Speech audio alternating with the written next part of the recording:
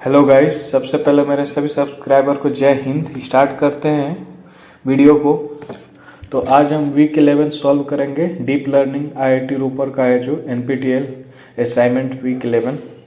तो आप लोग वीडियो को लाइक कर देना, चैनल को सब्सक्राइब कर देना और अपने दोस्तों के साथ शेयर कर देना जो लोग इंटरेस्टेड है डीप लर्निंग, कंप्यूटर विजन और मशीन लर्निंग फील्ड में। उनके लिए बहुत ज़्यादा बेनिफिट होगा और ये प्लेसमेंट इंटरव्यू के लिए बहुत ज़्यादा बेनिफिट होगा। ये सही क्वेश्चन प्लेसमेंट और इंटरव्यू में भी पूछते हैं। स्टार्ट करते हैं असाइनमेंट क्वेश्चन नंबर 1 से। Identify the model that accept input of different dimension and the input that depend on each other in the process of learning. तो हम लोग देखें फीड फॉरवर्ड और कन्वोल्यूशन न्यूरल नेटवर्क में size of input always fixed होता है। तो feed forward और कन्वोल्यूशन न्यूरल नेटवर्क में तो दोनों में इनपुट फिक्स होता है साइज। तो इसमें ये दोनों इनकरेक्ट है।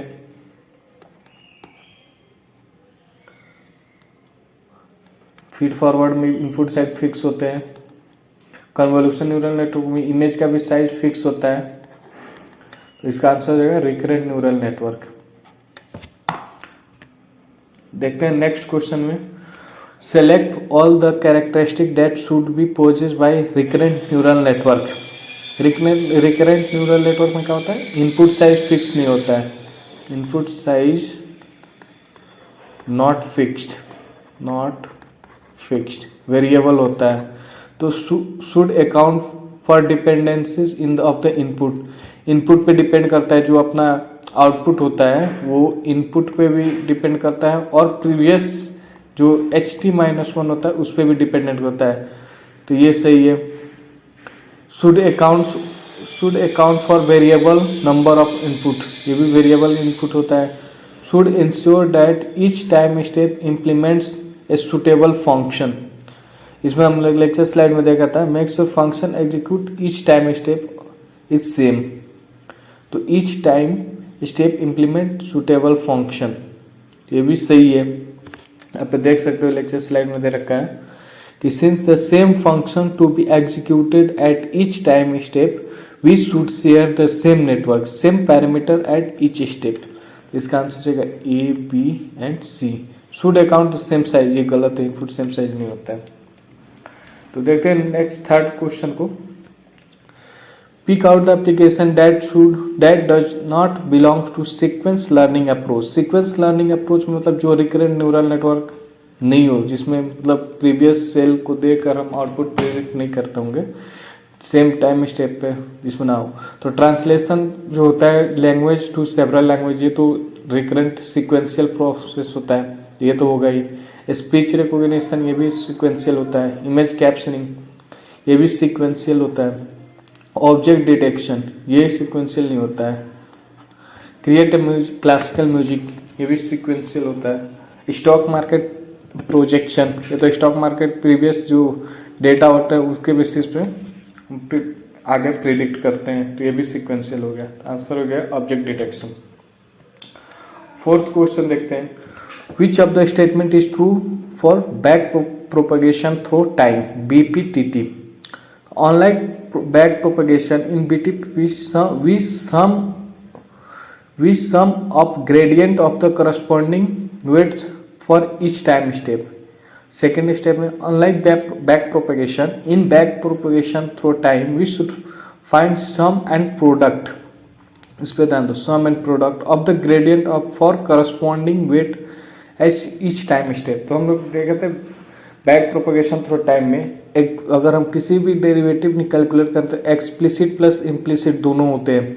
तो यहाँ पे तो ये प्लस हो जा रहा है, फिर ये मल्टीप्लाई हो रहा है, फिर प्लस हो रहा है, फिर मल्टीप्लाई हो रहा है। तो ये सम और product of the gradient corresponding हो जाएगा। तो आंसर हो जाएगा B। Choose the appropriate solution for exploding gradient problem in RNN। Exploding gradient कब होता है, जब वेट्स मल्टीप्लाई होते हैं, DL/DW ये सब मल्टीप्लाई होते जाएंगे। तो जब हमारा ये मल्टीप्लीकेशन ग्रेटर देन 1 हो जाएगा तो सब मल्टीप्लाई होते जाएंगे तो इसका वैल्यू इंक्रीज हो जाएगा, उसको एक्सप्लोडिंग ग्रेडियंट बोलते हैं। तो इसका क्या दे रखा है अपने लेक्चर स्लाइड में कि one popular trick is use gradient clipping. Gradient clipping use करते हैं मतलब जैसे ही हम देखते हैं थ्रेशोल्ड वैल्यू अप्रोच कर रहा है उसी थ्रेशोल्ड वैल्यू पे फिक्स कर देते हैं, वहाँ पे हम उसके बाद हम मॉडल को ट्रेन नहीं करते मतलब बैक प्रोपगेशन रुक जाता है बैक, तो उसी को ग्रेडियंट क्लिपिंग बोलते हैं। तो उससे हमारा एक्सप्लोडिंग ग्रेडियंट प्रॉब्लम भी खत्म हो जाएगा। तो देख सकते हो while back propagating if the norm of the gradient exceed a certain value it scaled to keep its norm within the acceptable threshold। एक थ्रेशोल्ड वैल्यू पे हम उसको फिक्स कर देते हैं, उसके ऊपर आगे नहीं जाते हैं। we retain the direction of the gradient and but scale down the norm, वहीं पे उसको स्केल डाउन कर देते हैं to avoid the exploding gradient problem। Sixth question देखते हैं which of the following is true about gated recurrent unit। इसमें देख सकते हो gated recurrent units में क्या है, no explicit forget gate, the forget and input gate are tied, मतलब दोनों सेम हो जाता है। यहाँ पे no explicit forget gate, ये तो पहला गलत हो गया, explicit forget gate no है, ये गलत है। Get directly depend on ht-1, तो प्रीवियस सेल पे तो डिपेंड करता है, gate depend directly on ht-1 and not intermediate ht-1 in case of LSTM। यहाँ पे देख सकते हैं गेट डिपेंड ऑन ये नहीं होता है, सिर्फ ht-1 होता है। 2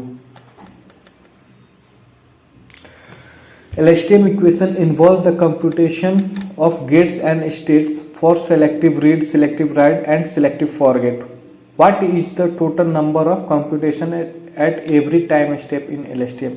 अगर हम एक टाइम स्टेप के काउंट करेंगे जहाँ पे ht हो, यानी कि यहाँ पे होगा एक हो जाएगा 1 2 3 4 5 और 6, तो टोटल 6 हो गए।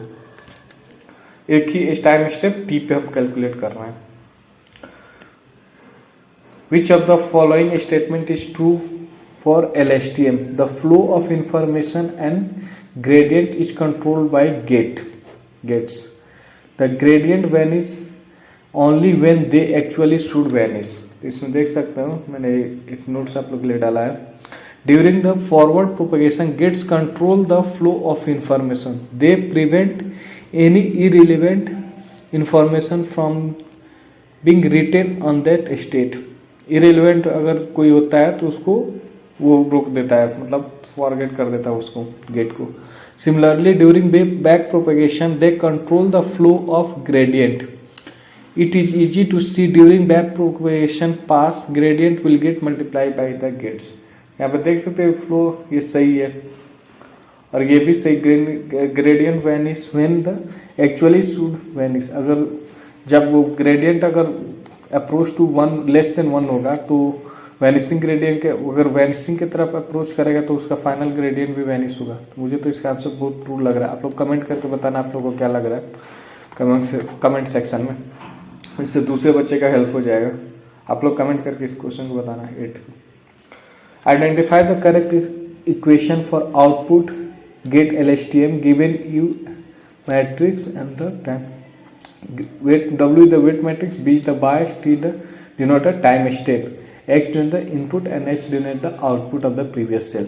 यहाँ पे देख सकते हैं अगर हमें आउटपुट गेट निकालना OT-1 के लिए, तो अगर हम OT के लिए कैलकुलेट कर रहे हैं तो OT के लिए क्या होगा, sigma W0 HT-1 plus UXT plus B0। Answer क्या हो जाएगा ये। Second Which of the operation does given set of equation represents। यहाँ पे देख सकते हो OT-1 equal to sigma T HT-1। यहाँ पे देख सकते हो ये फॉरगेट गेट मतलब ये आउटपुट गेट कैलकुलेट करना है, तो ये सिलेक्टिव राइट में देख सकते हो। When the cell run learn OT-1 along with other parameters, तो OT-1 equal to sigma HT-1 फिर HT-1 OT-1 into sigma T-1। तो यहाँ पे HT-, ये तो सिलेक्टिव राइट का इक्वेशन है, तब देख सकते। एक बार इसको देख लेना और जो आप लोग को डाउट लगे वो कमेंट सेक्शन में पूछ लेना। और आप टेलीग्राम चैनल ज्वाइन कर लेना, मैं इसको ये स्लाइड्स वगैरह टेलीग्राम चैनल पर अपलोड कर दूंगा। और ये वीडियो अपने दोस्तों के साथ शेयर कर देना जो लोग इंटरेस्टेड है data science artificial intelligence profile के लिए। तो गाइज मिलते हैं नेक्स्ट वीडियो में, बाय बाय।